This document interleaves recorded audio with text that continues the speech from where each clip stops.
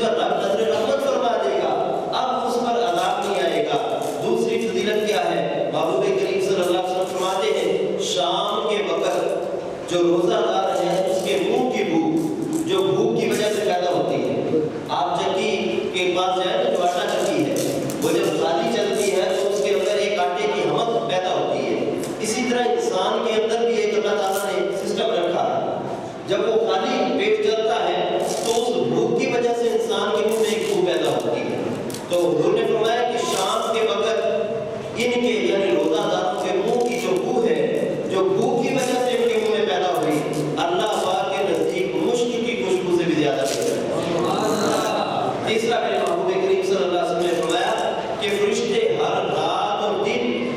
ان کے لیے روزہ داروں کے لیے مغفرت کی دعائیں کرتے ہیں۔ اللہ پاک جنت کو حکم فرماتا ہے، یہ چوتھی فضیلت جو اس امت کے حصے میں آئی ہے۔ محبوب کریم صلی اللہ علیہ وسلم نے فرمایا کہ اللہ پاک جنت کو حکم فرماتا ہے کہ میرے نیک بندوں کے لیے مزین ہو جا، اے جنت میرے بندوں کے لیے آراستہ ہو جا، میرے بندوں کے لیے سجاوٹ کا اہتمام کر، ان قریب وہ دنیا کی مشقتیں برداشت کر کے میرے گھر میں آئیں گے تو راحت پائیں گے۔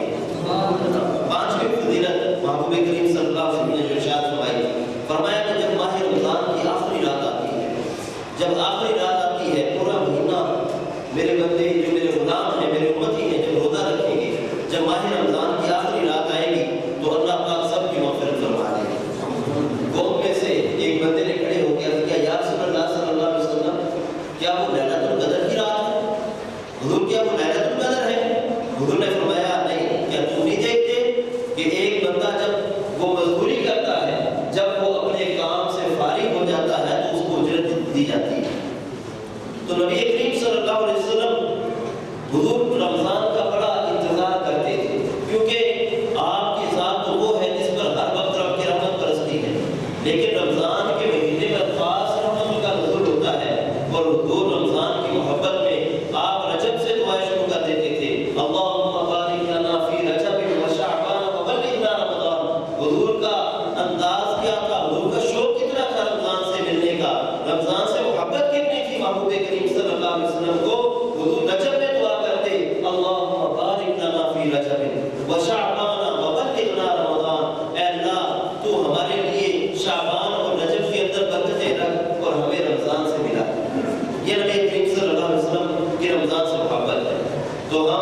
ہمیں مبارک ہے، ہم خوش نصیب لوگ ہیں کہ اب رمضان المبارک ہماری تحریر پر دستک دے رہا، اب کچھ گھنٹوں اور کچھ دنوں کی بات ہے، وہ مبارک مہمان، وہ رب کا مہمان اپنی ساری رعنائیوں، اپنی ساری رحمتوں اور برکتیں لے کے ہم پہ سایہ فکن ہوگا، ایک ایسا مہمان کہ جس کے اندر نیکی کرنا آسان ہو جائے گی اور گناہ کرنا مشکل ہو جائے گا۔ یہ وہ رب کا مہمان ہے کہ جس کے آتے ہی خیر ہوگی، اور یہ وہ رب کا مہمان ہے جب یہ آئے گا تو شیطانوں کو زنجیروں سے جکڑ دیا جائے گا۔ تو نبی کریم صلی اللہ علیہ وسلم اس کا بڑی بے چینی سے، بڑی شوق سے حضور اس کا استقبال کیا کرتے تھے، اس کا انتظار کرتے تھے۔ نبی حضرت سلمان فارسی رضی اللہ تعالیٰ عنہ فرماتے ہیں کہ 29 شعبان کا آخری دن تھا، اگلے دن رمضان کا روزہ شروع ہونا تھا، حضور نے اپنے صحابہ کو جمع فرمایا۔ اب دیکھیں رمضان کا اہتمام کیسے کیا، رمضان کا استقبال کس انداز سے کیا۔ حضرت سلمان فارسی فرماتے ہیں کہ شعبان کا آخری دن تھا، اگلا دن پہلا روزہ تھا، حضور نے اپنے صحابہ کو جمع کر لیا۔ حضرت سلمان فرماتے ہیں خطبنا رسول اللہ فی آخری یوم من شعبان، فرمایا کہ حضور نے شعبان کے آخری دن ہمیں خطبہ ارشاد فرمایا۔ یہ آخری دن خطبہ ارشاد فرمانے کی کیا حکمت ہے؟ یہ امت کو بتایا کہ اے لوگوں، اب یہ جو مہمان آ رہا ہے اس کو معمولی نہ سمجھو،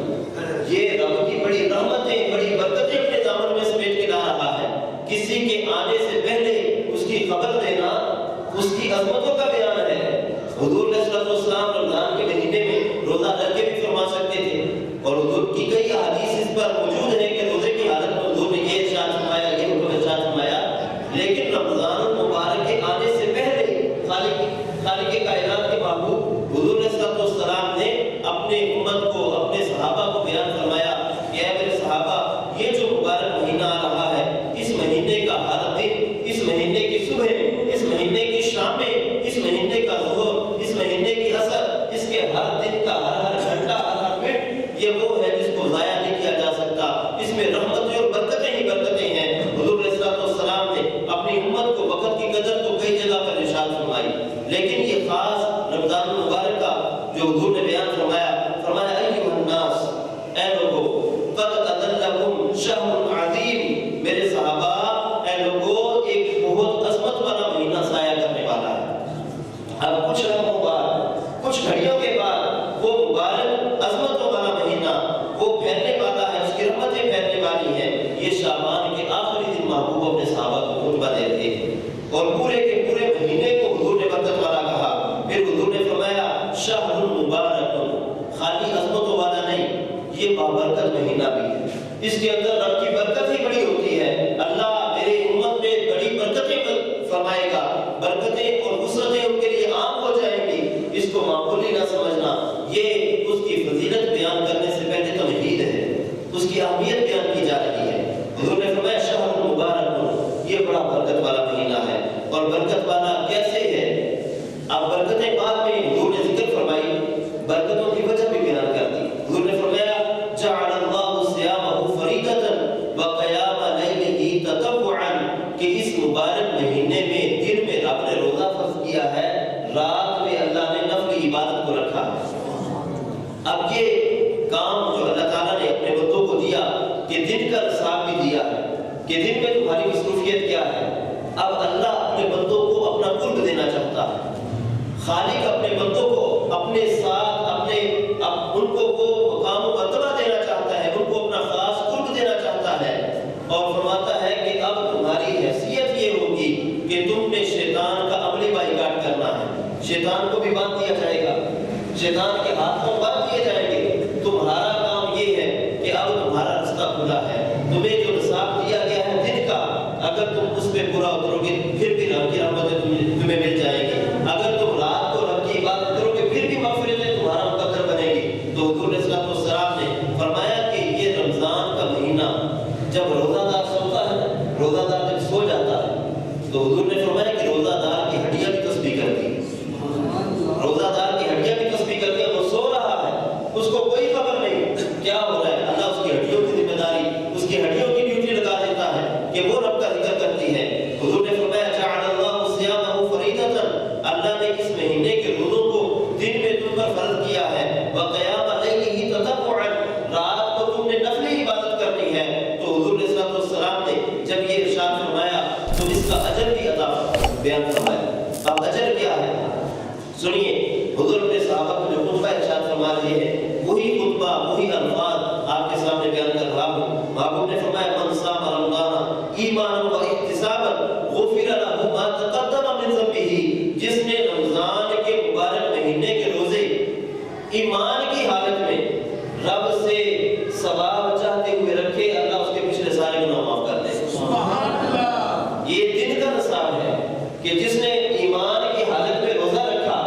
اور وہ اس کی طلب کیا ہے میرا رب راضی ہو جائے، وہ اپنے رب کو راضی کرنا چاہتا ہے۔ اب شیطان کو اس نے ناراض کر دیا، شیطان کے مقابلے میں اپنے رب کی رضا چاہتا ہے، وہ چاہتا ہے کہ شیطان تو میرا دشمن ہے جس نے مجھے جہنم میں لے کے جانا ہے، میں اپنے رب کی رضا والے کام کروں گا تو اللہ مجھے جنت عطا فرمائے گا۔ اب جب وہ رمضان کے روزہ رکھے گا، حضور علیہ السلام نے فرمایا من صام رمضان ایمانا و احتسابا، کہ وہ رمضان کا روزہ رکھتا ہے ایمان کے اندر رہ کر، وہ ایمان والا ہے اور اس کا نظریہ کیا ہے، وہ اپنے رب کو راضی کرنا چاہتا ہے۔ محبوب نے فرمایا غفر له ما تقدم من ذنبه، اللہ